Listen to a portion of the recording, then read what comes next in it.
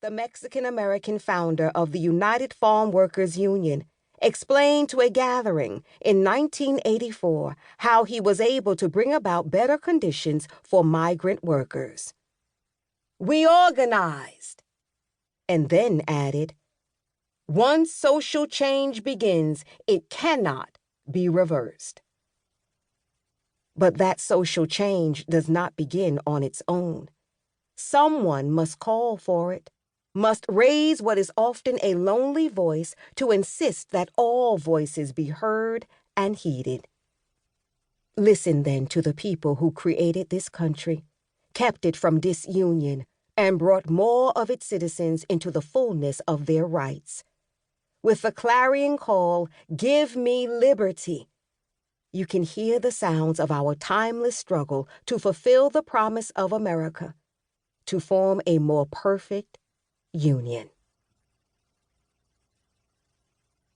Publisher's Note. Strong Voices is a collection of 15 American speeches. Some you've heard of, like "Give me liberty" or "Give me death," or "The only thing we have to fear is fear itself," or "I have a dream." They represent the greatest hits, those that come to mind when you think of famous American speeches. Others you may have never heard of. Some of the works in this book are complete, and some have been edited, but all have the original words, or at least the original words as we know them. You see, some weren't written down at the time, and in some cases they were written down by someone other than the person who gave the speech, so it's complicated. Did the person who wrote it down have their own agenda?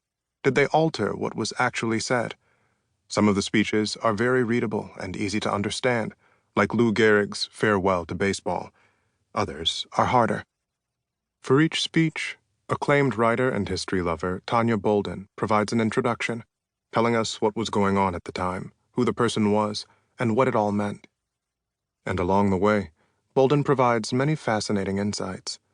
Understanding what a speech meant at the time can help unlock what it means for us today. It helps shed light on the ways this nation has changed and the ways that it remains the same. We hope you'll enjoy this look at 15 American speeches worth knowing.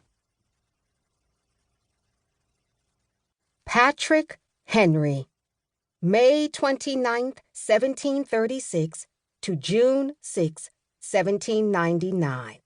Speech to Second Virginia Convention, 1775. Give me liberty or give me death.